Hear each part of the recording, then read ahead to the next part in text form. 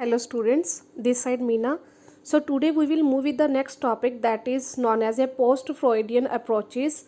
After Freud, there are number of theories. Those who have followed the ideas of Freud and worked with him, then they have moved on to their own theories. These theories have been called neo-analytical or post-Freudian in order to differentiate their work from the Freud's. In the Freud theories, mainly there is a more emphasis on the roles of id and ego, but in the theories of new Freudians or post Freudians, their main emphasis is on the human qualities of creativity, competence, and problem solving abilities. In this, first theory is given by Carl Jung. Jung worked with the Freud in the early stages, but after that he broke away from the Freud. He developed his own theory of personality that is known as a analytical psychology. Analytical means to say opposite things. The basic assumption of his theory is that our personality consists of competing forces and the structures. These forces and the structures are opposite with each other, and there is a need to be balanced these two opposite structures within the individual. This balance should be within the individual, not within the individual and the society, or between the individual and the reality. After that, he gave another concept that is known as the collective unconscious and the archetypes or primordial images. These things or these images are not acquired by the individual, rather it is inherited by the individuals. These images include the image of God, Mother Earth. These images are only found in males, dreams, and art of mankind.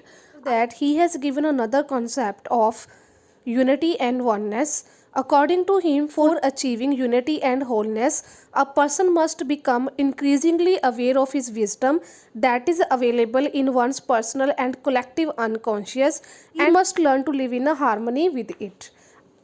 Our next theory is given by Karen Horney. She adopted a more optimistic view of human life with emphasis on human growth and self-actualization. Her major contribution lies in her challenge to Freud's treatment of women as inferiors. She countered that women more likely to be affected by the social and cultural factors that is arise from the society and the cultural than by biological factors. After that, he also given another concept that is disturbed interpersonal relationship during the childhood.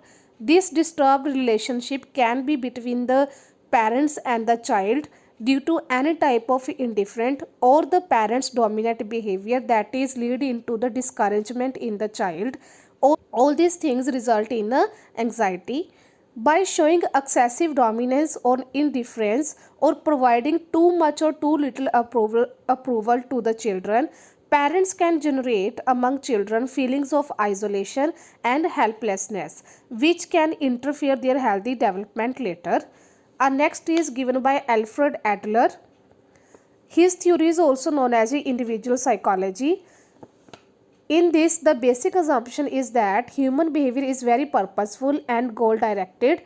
Our personal goals are the sources of our motivation. Mean to say, if we want to achieve one particular platform, for that, what are the sources and what are our planning, then all the things we will do with the motivation. The goals that provide us with security and help us in overcoming the feelings of inadequacy are important in our personality development. In Adler's view, every individual also suffers from the feeling of inadequacy and guilt that is known as an inferiority complex. It arises from childhood. To overcome this complex, it is essential for optimal personality development so that the person should feel self-confidence also. Our next theory is given by Erich Fromm. Fromm developed his theory by a social orientation. He said that human beings are as basically social beings who could be understood in terms of their relationship, how they are dealing with the other persons.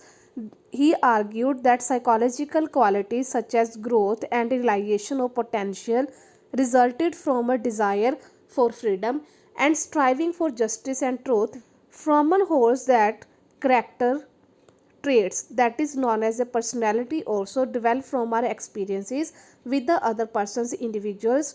So he has given the more importance to the freedom of a person and the justice that the person demand from the society and the experiences that the person get from the society. He also talk about the influence of the individual on the culture and the cultural influence on the individual also. People's dominant character trait in a given society work as a forces in shaping the social processes and the cultural itself. His work recognize the value of positive qualities such tenderness and love in personality development and the culture itself. Our next theory is Erik Erikson. Some theory lays stress on rational conscious ego. Erikson has given 8 different categories of the personality. In his theory, development is viewed as a lifelong process and ego identity is granted as a central place in this process. In this theory, he is talking about the adolescence age. In this, he has talked about the identity crisis. He said that people must generate for themselves a central perspective and a direction that can give them a meaningful sense of unity and purpose so that they feel their individual sense also. These post Freudian theories or psychodynamic theories face strong criticism also. Like, first criticism is that these theories are largely based on case studies. They lack a rigorous scientific basis as there is a little bit subjectivity also. They use small and atypical individuals as a sample for generating the whole individual's life principles. Concepts are not properly defined and it is very difficult to test them in a scientific manner. Freud has used mainly a males as a prototype of all human personality development. He overlooked female experiences, their perspectives, their opinions. So these theories face the criticism also. Regarding the personality, our next approach is behavioral approach. Behavioral approach does not give any importance to the internal dynamics of behavior. Focus on learning of stimulus response connectors and their reinforcement. According to this approach, personality can be best understood as a response of an individual to the environment. The behavioristic believe in that data which they feel are definable, observable, and measurable also. For most behavioristic, the structural unit of personality is the response. We always omit any response to specify our specific needs. For example, those children who do not like eating many of the vegetables, but gradually they learn to eat them. Why they do so? Because children initially learn to eat such vegetables in anticipation of appreciation, like we can say reinforcement that they are getting from their parents on eating that vegetables. Later on, they may eventually learn to eat the vegetables not only because their parents are pleased with this type of behavior, but also because they acquire the taste of those vegetables and find them very good also. So the core tendency that organizes behavior is a reduction of biological and social needs that result in energize our behavior. It can be done by stimulus response and the reinforcement.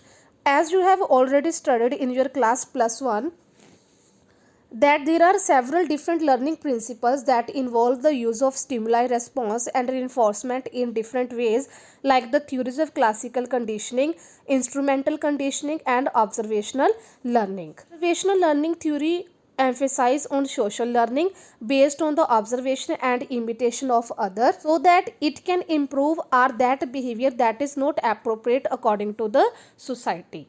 Our next approach is cultural approach. This approach attempts to understand personality in relation to the features of ecological and cultural environment, which include the climate conditions, habitation, and the food also. Rituals, ceremonies, religious practices, art, games, and play are the means through which people's personality gets projected in a culture. People develop various personalities that are very easily adaptable to their ecological and cultural features. Cultural approach considers personality as adaptation of individuals or group to the demands of their ecology and culture. In the Bihar society, children from an early age are allowed enormous freedom to move into forest and learn hunting and gathering skills. By these things, their children are more socialized, and they are more independent, mean to say they do many things without help from their elders, and they are autonomous. They can take several decisions for themselves, and achievement oriented also, mean to say they accept risk and challenges such as those involved in hunting from a very early age of their life. On the other hand, in agricultural societies, children are socialized and they are very obedient to their elders, and they are very responsible to their duties. They differ in the features of people's personality in contrast to the independence, autonomy, and achievement, which are more functional, or we can say highly valued in hunting gathering societies. Because of different economic pursuits and cultural demands, children in hunting, gathering, and agriculture society develop and display different personality patterns. It just reflects the changes in their ecological and cultural pattern. So that's all for this video. In our next video, we will talk about the rest of the topic. Thank you.